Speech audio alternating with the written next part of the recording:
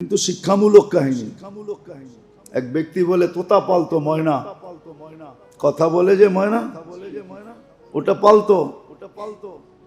একদিন সকালে শিকারে যেতেছে, তো ময়না জিজ্ঞাসা করতেছে মালিক কোথায়? শিকার করতে চাই। বলে কোথায় যাবে? কয় জঙ্গলে। কয় শোনো, আমার একটা অনুরোধ, আমার বন্ধুদেরকে দেখলে আমার সালাম বলে। তো বাগানে ঢুকেই দেখতেছে 8-10টা ময়না বসা আছে এক ডালে। তো দেখা ওই নিজের ময়নার কথা মনে উঠছে, ওনা সালাম দিতে বলছে বন্ধুদেরকে, তো সম্বোধন করে বলতেছে তোমার মতো, তোমাদের মতো একটা তোতা আমার কাছেও আছে, সে তোমাদেরকে সালাম দিছে।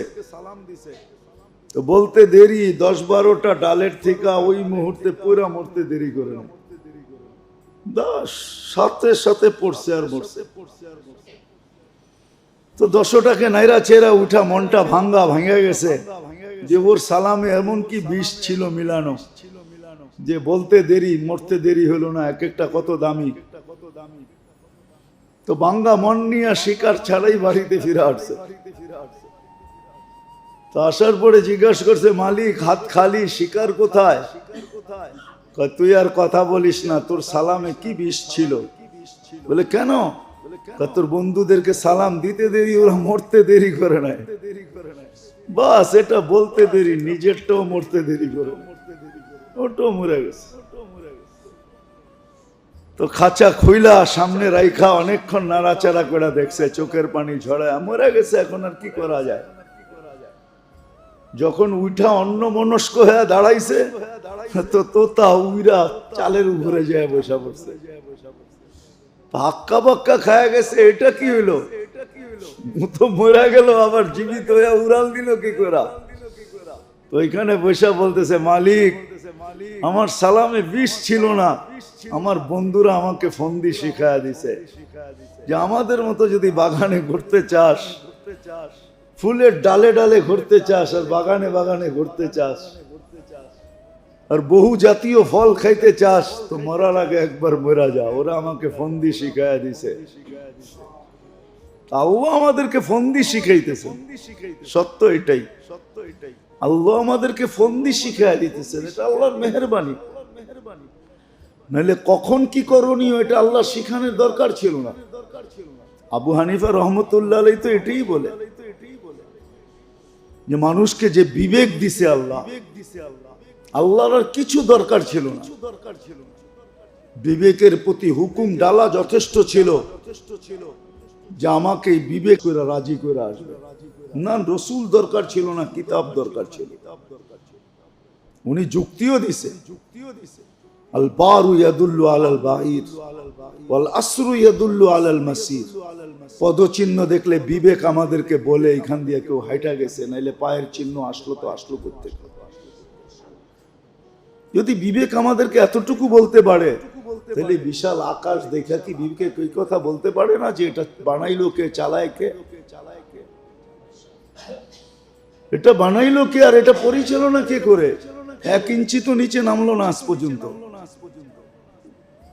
1 ইঞ্চিও তো নিচে নামলো না। আপনারও তো বলেন রোজার ছুটিতে নাকি ঢাকা শহর 3 ইঞ্চি উপরে আয়া পড়ে, বলে না? কি বলেন না? শুনছেন কোনদিন? না আমি নতুন বললাম? হ্যাঁ, ঢাকাবাসী, অরিজিনাল ঢাকাবাসী বলে ঢাকা 3 ইঞ্চি উপরে চলে আসছে, সব বাঙ্গাল দেশে গেছে,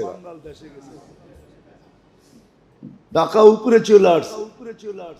আবার কয়েকদিন পর পর আসতে আসতে আবার বাড়ে 3 ইঞ্চি নিচে চলে যায়। আমরা যখন বলি তো এটাও তো সত্য, যেটা আমি বুঝাইতে চাইতেছি। তো মেরে দোস্ত, আল্লাহ দিক নির্দেশনা দেন, আমাদের রাস্তা দেখান, আমাদেরকে রাস্তা দেখান যে কখন কি করতে হবে, কোন বিপদে কি করতে হবে, কোন মুসিবতে কি করতে হবে, সুস্থ থাকলে কি করতে হবে, অসুস্থ হলে কি করতে হবে, খুশি হইলে কি করতে হবে, দুঃখ হইলে কি করতে হবে, দারিদ্র যখন তখন কি করতে হবে, ধনী হইলে কি করতে হবে। প্রত্যেকটা অবস্থায় আল্লাহ দিক নির্দেশনা দেন। তো যেটা বুঝাইতেছিলাম যে আবু হানিফা রহমতুল্লাহ আলাইহি বলছেন দরকার ছিল না নবী রসুল, বিবেক যে দিছেন এটা দিয়ে আল্লাহকে তালাশ করে বাহির করা যথেষ্ট ছিল। জি, এটা চালায় কে? 1 ইঞ্চি নিচে তো আসলো না, আকাশ এত ভারী, এত বড়, 1 ইঞ্চি নিচে তো আসলো না, কোনো ফুটা তো নাই। সূর্য তো তার কক্ষপথকে আজ পর্যন্ত কক্ষপথ চ্যুত হইল না, কক্ষপথের থেকে দূরে সরল না, একই কক্ষপথে করতেছে। দুনিয়ার থেকে 13 গুণ বড়, যেটা 13 লক্ষ গুণ বড়, 13 গুণ না 13 লক্ষ গুণ বড়। যদি আজকে বিজ্ঞানের কাছে দুনিয়ার ওয়েট থাকে, যে আমাদের দুনিয়াটার ওয়েট এতটুকু, যদি থাইকা থাকে, তাহলে সূর্যের ওয়েট তো দুনিয়ার থেকে 13 লক্ষ গুণ বেশি, ঠিক না? হ্যাঁ, 13 লক্ষ গুণ বেশি। কেমন টর্চ লাইট, কেমন বাল্ব, আমাদের বাল্বেরও তো একটা আছে। হ্যাঁ, আগে তো 1000 বাল্বের পাওয়া 1000 পাওয়ারের পাওয়া যেত, 2000 2500 পাওয়ারের পাওয়া যেত। এখন তো এলইডি আইসা একটু পাওয়ার কমছে কিন্তু আলো বাড়ছে। কত বড় বাল্ব সূর্য, ভাবছেন কোনদিন? সে তো আজ পর্যন্ত চুল পরিমাণ এদিক ওদিক হয় নাই। এই জন্য পাওয়া যায় কিতাবে, 1 বিঘা যদি নিচে নামায় দেয় সূর্য, চর্ম ক্যান্সারে সব মারা যাবে। হ্যাঁ, সূর্যের আলোটা 3 বার ফিল্টার হয়, আল্লাহ 3টা ফিল্টার নিচে রাখছে, ওটা দিয়ে এটা ছাইকা তারপরে দুনিয়াতে আসে। শুধু 3টা ফিল্টার লাগলো, একটু মাত্রা কমায় দিল, তারপর চর্ম ক্যান্সারে মারা যাবে, সব মরে যাবে। ফিল্টার হয়ে আসে, ফিল্টার হয়ে 3 বার ফিল্টার হয়। জিজ্ঞেস করেন আপনাকে তো বিজ্ঞানকে। তারপরে গায়ে লাগে, শুধু ফিল্টার হয়ে আসে না, ভিটামিনও নিয়ে আসে লোকে। হ্যাঁ, আমাদের দেশে তো হয় না, দুনিয়ায় আছে বহুত দেশে। এটা জানি কি কয়, সূর্যের আলো দিয়া গোসল করা, সানবাত। যান দেখেন, আমি জায়গা বইলা দিই, আপনারা যে দেখা আসেন। পর্তুগালে যেয়ে দেখবেন, লিসবনে, দুনিয়ার থেকে হাজার হাজার মানুষ যেতেছে শুধু ওইখানে সানবাতের জন্য। যা দেখবেন বালুর উপরে চিত্ত হয়ে পড়ে আছে। হ্যাঁ হ্যাঁ, সত্য এটাই। এটাতে বলে ভিটামিন কি থাকে, কি ভিটামিন বি ডি। বাহ, মাশাআল্লাহ।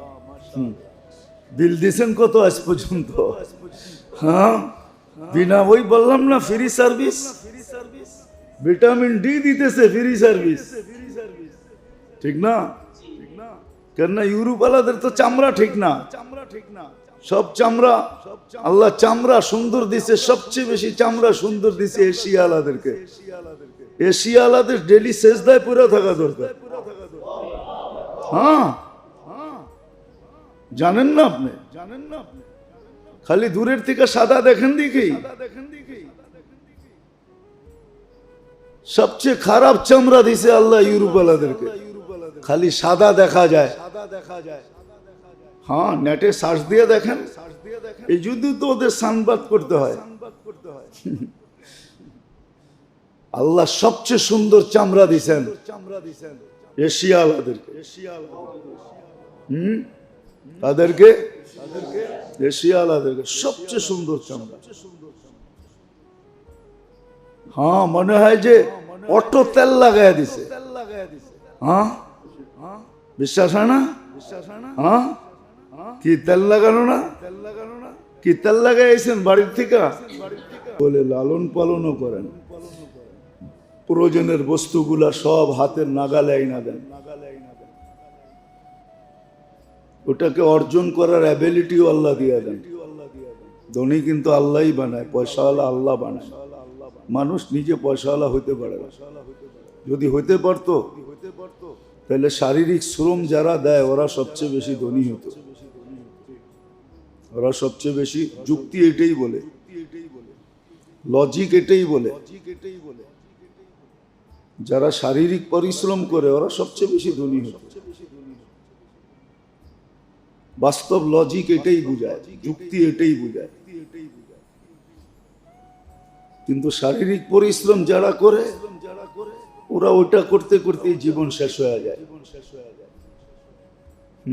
এই জন্য তো প্রবাদ বাক্য বানায় আনিছে, লেখোগে পড়োগে বনোগে নবাব, খেলোগে কোদোগে বনোগে খারাপ। হ্যাঁ, প্রবাদ বাক্য বানায় আনিছে। হ্যাঁ, কলম হাতে নিতে পারলে আর কিছু লাগবে না, খালি খোঁচা মারবে আর কামাবে।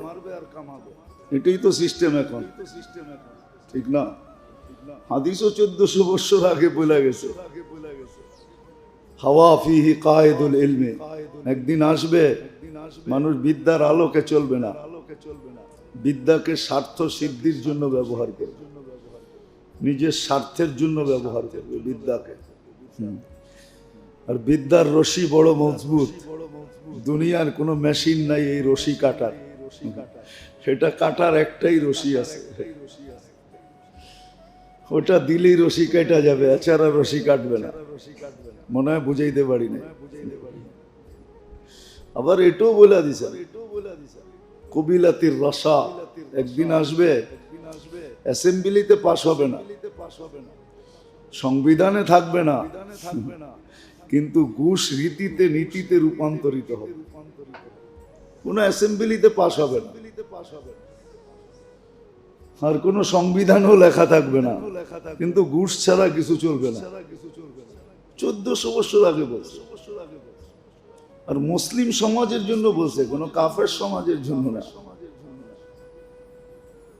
যা হোক, যেটা বুঝাইতে চাইতেছি, সুরক্ষিত করেন, লালন পালনও করেন, আবার 24 ঘন্টার দিক নির্দেশনাও দেন যে কখন কি করবে। এই দিক নির্দেশনাও আছে, আল্লাহ মানুষকে দিক নির্দেশনা দিয়েছে।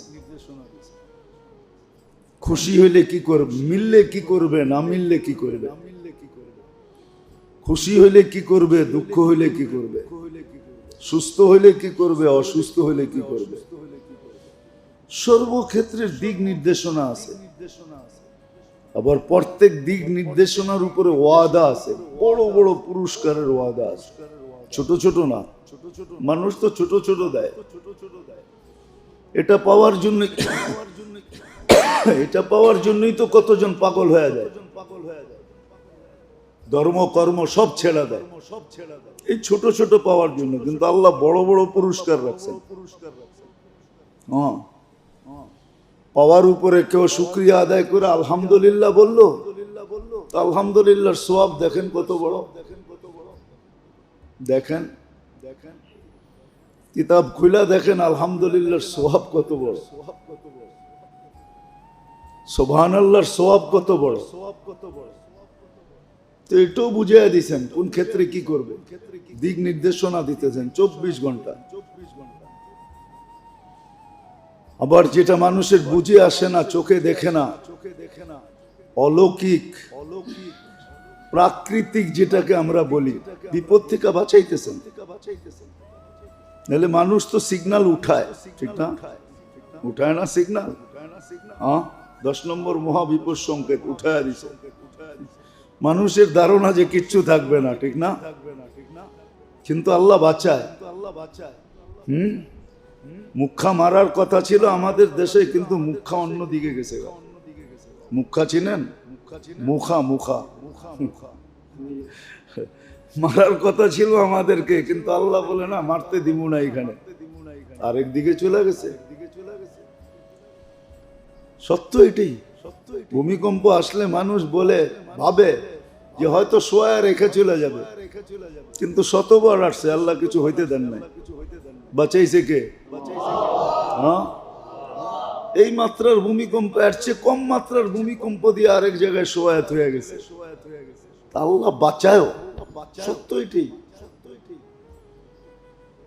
এই জন্য মেরে দোস্ত আমাদের শিখা উচিত, কমসে কম নিজের সেফটির জন্য, নিজের জন্য এটা শেখা উচিত, নিজের ফ্যামিলির জন্য, পরিবারের জন্য, সংসারের জন্য শেখা উচিত, শেখা উচিত, ভাবা উচিত। সত্য এটাই, আমরা যত কিছুই বলি না কেন, আমরা যত কিছুই বলি না কেন, আল্লাহ বারবার মানুষকে হারায়া দেখাইছে, বারবার আল্লাহ মানুষকে হারায়া দেখায়, যুগে যুগে দেখায়। হ্যাঁ, শুধু সেফটি ট্যাঙ্কিতে গ্যাস তৈরি হয় না, সেফটি ট্যাঙ্কি থাকে না, মাঝে মাঝে গ্যাস তৈরি হয় তো, আবার মানুষ মারাও যায়, ঠিক না? আমাদের ভিতরেও গ্যাস তৈরি হয়, এটা হলো অহংকারের গ্যাস। এটা, এই গ্যাসের নাম হলো অহংকারের গ্যাস। এলপিজি, সিএনজি, গ্যাসের কত নাম আছে না? কি কন, আবার গ্যাস্ট্রিক না, কিন্তু ওটাও একটা গ্যাস, কিন্তু অহংকারেরও গ্যাস আছে। এই জন্য আল্লাহ শত বৎসর পর পর মুসিবত আনেন। করুণা এরকম আসা গেল, আল্লাহ মানুষকে পরাস্ত করে দেখায় যে বড় গ্যাস হয়ে গেছে তোমাদের ভিতরে, অহংকারের গ্যাস। আল্লাহ এরকম ক্ষুদ্র জিনিস দিয়ে, আল্লাহ নিয়মই এরকম। আপনি ভাবলে দেখবেন, আবাবিল তো চিনেন না, আমাদের দেশে সচরাচর এই পাখি নাই। আমাদের দেশে ছোট থাকলে আছে চড়াই, ঠিক না? আবাবিল চড়াইয়ের চেয়েও ছোট, কিন্তু হাতি মারার জন্য আল্লাহ আবাবিলকে নির্বাচিত করছে। হাতি মারার জন্য আরেকটা হাতি মার্কা পাখি নির্বাচিত করে নেয়, উট পাখি নির্বাচিত করে নেয়। বিবেক বলে হাতি মারার জন্য উট পাখি দরকার ছিল, ঠিক না? কি মোটামুটি কাছাকাছি হইতো, ঠিক না? হ্যাঁ, কি লজিক তো এটাই বলে। সামনে যত বড় শক্তি, আমাকেও ওর চেয়ে বড় শক্তি নিয়ে দাঁড়াইতে হবে, ঠিক না? এটাই তো লজিক বলে। কিন্তু আল্লাহর লজিক ভিন্ন। মানুষের লজিক হইলো এটা, সামনে যত বড়, তুমি আসছে বড় হয়ে দাঁড়াও, তাহলে প্রতিরোধ করতে পারবে। কিন্তু আল্লাহর লজিক ভিন্ন। আল্লাহর সামনে যে দাঁড়াবে, তো আল্লাহ ক্ষুদ্র জিনিস নিয়ে দাঁড়াবে। দেখেন আপনি, নমরুদি শক্তি, 800 বৎসরের রাজত্ব, 400 বৎসর টানা, আর সারা দুনিয়ার উপরে রাজত্ব। নমরুদের রাজত্ব পুরো মানব জাতির উপরে ছিল, যদিও তার ক্যাপিটাল বহুত দূরে ছিল।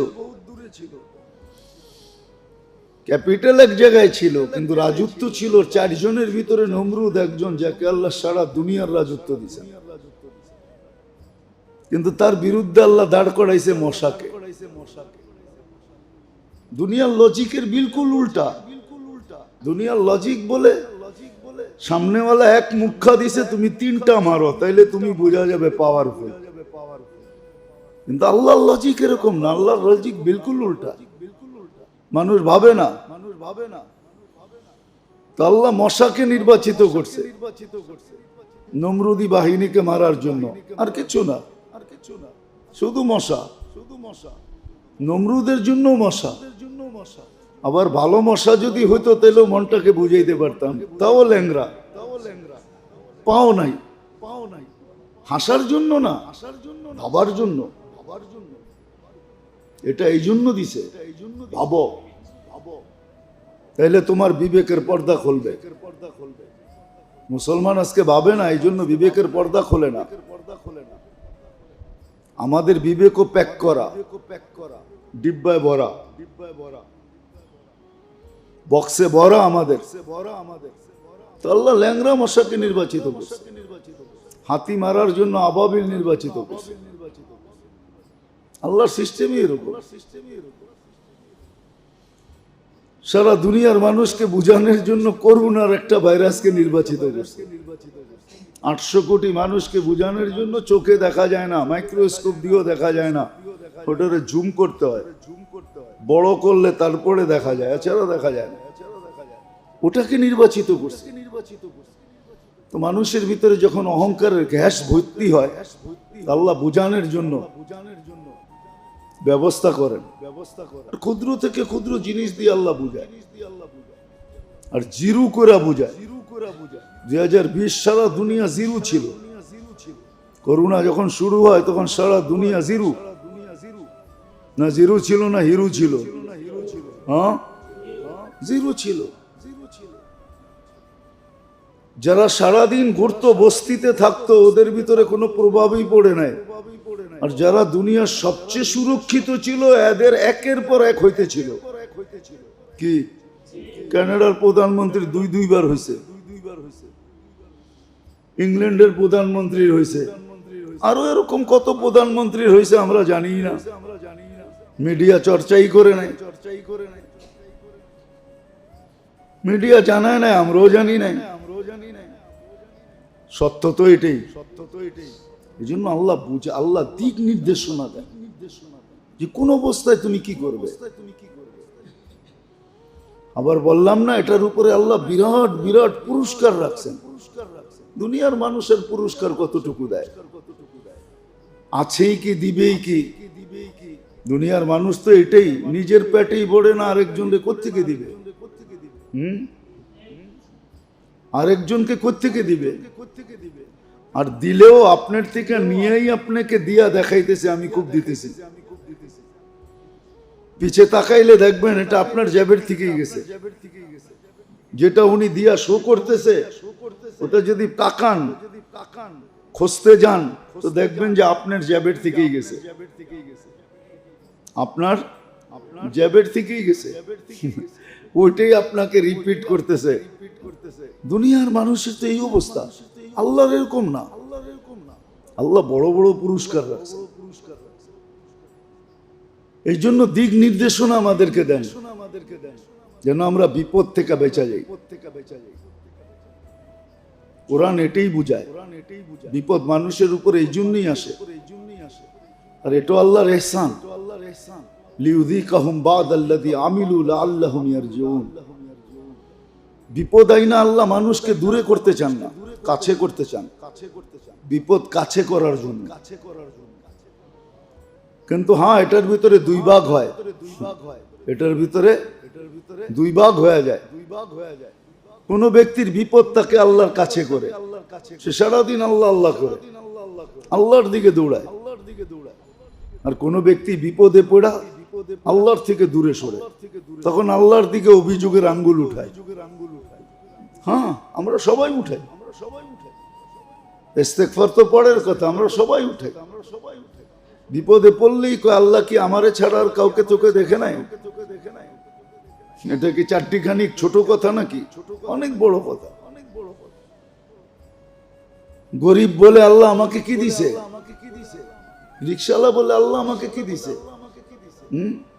ও দেখে না, ও যে দেহটা দিয়ে রিক্সা চালায়, আর দেহটার ভিতরে যে শক্তিটা দিছে রিক্সা চালানোর মতো। এখন তো অটো রিক্সা চলে আসছে, এর আগে তো অটো ছিল না।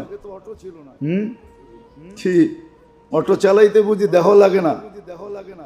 না, ওইটা অটো চলে, নাম অটো দেখে অটোই চলে। ওটার জন্য দেহর দরকার হয় না? ওটাকে কি ব্রেক দিতে হয় না? ওটাকে ডাইনামামে করতে হয় না? না, ওটা অটো চলে। ও তো দেখে না, ওর দেহটা দেখে না যে আল্লাহ ওকে সুস্থতা দিছে। ওর মতোই কত মানুষ হাসপাতালে পড়ে আছে, সারাদিন ক্লান্ত হয়ে যে বিকালে বাড়িতে যায়। পাওয়ার ব্যাংকের মতো যদি ক্লান্তিটা জমা থাকতো এটার ভিতরে, দেহের ভিতরেই জমা থাকতো, আল্লাহ কি সিস্টেম করতে পারতেন না? পাওয়ার ব্যাংকে যদি বিদ্যুৎ জমা থাকতে পারে, তাহলে আল্লাহ কি ক্লান্তি শরীরের ভিতরে জমা রাখতে পারতেন না? না, পারতেন না। না, আল্লাহর কাছে এই সিস্টেম নাই, না আল্লাহ এই সিস্টেম জানে না। যদি জমা রাখতো তো 3 দিন পরে রিক্সায় উঠতো কে, চালাইতো কে? আরে 3 দিন না, পরের দিনই হাত লাগাইতো কে রিক্সায়। ও যে বাড়িতে যায়া সেমন তো কিছু খায় নাই, 2টা ডালবাতি তো খাইছে, ঠিক না? না আপনাদের মতো ফাস্ট ফুড খাইছে, দামি দামি খানা খাইছে, হ্যাঁ? না সেরাটনের থেকে আইনা খাইছে? কি মাছ ভাত 20 পদ খাইছে নাকি? তো রিক্সাওয়ালা খায় কি? হয়তো একটু শাক, একটু ভর্তা সর্তা, হ্যাঁ? ওইদিকে যাইতে চেয়ে না যে দাম বাড়ছে, ওর নাগালের বাহিরে চলে গেছে, ওইটা ভিন্ন কথা। চারটা ডাইল ভাত খায়া যে সকালে আবার চাঙ্গা হয়ে রিক্সা নিয়ে বাহির হয়েছে, এটা তো ভাবে না। ও তো অভিযোগ করতেছে, আল্লাহ আমারে কি দিছে, আল্লাহ কি দিছে। আবার সত্য তো এটাই, সত্য তো এটাই, বিল্ডিং লোড উঠাইতেও তো হবে, ঠিক না? কি অনেক সময় থাকে না, লোড বেশি হয়ে গেলে চাক্কা বাস্ট হয়ে যায়, হয় না? হয় না? হ্যাঁ, ও যে বলে আল্লাহ আমাকে কি দিছে, ও দিলে আবার লোড উঠাইতে পারবো কিনা, এটাও তো একটা ব্যাপার আছে, ঠিক না? হ্যাঁ, কি মনে হয় বুঝাইতে পারি না। ওরে যদি 100 কোটি টাকা দিয়া দেয় তো ও লোড উঠাইতে পারবে? ও তো টাকার বারে বেঈমান হয়ে যাবে। কত মানুষই তো বেঈমান হয়ে গেছে, টাকা ছিল না তো আল্লাহ আল্লাহ করছে, সম্পদ মিলতে দেরি, আল্লাহকে বলতে দেরি করে নাই। আপনি দেখেন, যখন বাচ্চা ছিল তো লুঙ্গি কোথায় ছিল এটার কোনো খবর ছিল না, ঠিক না? যুবক হইতে দেরি, বাপ আসতে দেরি করে না, এখন বাপ লয়া চলে। জিন্সের প্যান্টের বাপ কি, টি শার্টের বাপ কি, চুলের স্টাইল কি, বাপ নিয়ে চলে না। অথচ অল্প কয়েকদিন আগে ওর লুঙ্গিরও খবর ছিল না। যখন বাচ্চা ছিল তখন কি লুঙ্গিরও খবর ছিল না, লুঙ্গি কই ছিল? ঘুমাই তো এক জায়গায়, লুঙ্গি আরেক জায়গায়, ঠিক না? এরমই তো ছিল। হ্যাঁ, মা বাবা সকালে ঘুমাতে উঠে বলতো তোর জ্বালায় আর বাঁচলাম না, তুই ঘুমাস কই, লুঙ্গি কই, ঠিক না? যুবক হইতে দেরি, বাবা আসতে দেরি হয়, তো লোডও তো সইতে হবে। যাক, যেটা আমি বুঝাইতে চাইতেছি, আল্লাহ করুক বুঝে আসুক আমাদের। শিখি আমরা যে কোন অবস্থায় আমাকে কি করতে হবে, কোন অবস্থায় আমাকে কোন দিকে যেতে হবে, আল্লাহর দিক নির্দেশনা কি, আল্লাহর রসুল কি বলছেন, দিক নির্দেশনা কি দিয়েছেন। কোরআন এটাই বোঝায়, ইদা আসাবাতহুম মুসিবাতুন ক্বালু ইন্না লিল্লাহ। মুসিবত আসতে দেরি, আল্লাহকে ডাকতে দেরি করো না। ইদা আসাবাতহুম মুসিবাতুন ক্বালু ইন্না লিল্লাহ। এটা শুধু মরার খবর শুনা না, এটা সর্বক্ষেত্রে, এটা একটা রুলস শিখাইতেছেন আল্লাহ, নিয়ম শিখাইতেছেন। তুমি কি করবে মুসিবত আসলে, করবে কি, মুসিবত আসলে করবে কি, তখন আল্লাহ বইলা চিৎকার দাও, আল্লাহর দিকে দৌড়াও। আল্লাহর চেয়ে বড় নিরাপদ আশ্রয় কোথাও নাই। আল্লাহ সবচেয়ে বড় নিরাপদ আশ্রয়, আল্লাহর চেয়ে বড় নিরাপদ আশ্রয় কোথাও নাই। এটাই সত্য। যদিও বিবেক বুঝবে না, বুদ্ধি বুঝবে না, বিদ্যা বুঝবে না, কেননা এখন তো পুরাটাই আমাদের জীবন উল্টা গঙ্গা। গঙ্গা এখন উল্টা বাইতেছে, সিধা না, সব উল্টা। পুরা বিবেক বুদ্ধি বিদ্যা সবকিছু উল্টা ছাপ। এই জন্য বুঝাবে না, বিবেক বুঝাবে না, বুদ্ধি বুঝাবে না, বিদ্যা আমাদেরকে বুঝাবে না। কিন্তু মুসলমান হিসাবে সত্য এটাই, মুসিবত আসলে আল্লাহ বলে চিৎকার দাও, আল্লাহ বলে চিৎকার দাও, আল্লাহর দিকে দৌড় দাও। ফিরু ইলাল্লাহ, আল্লাহর দিকে ভাগো।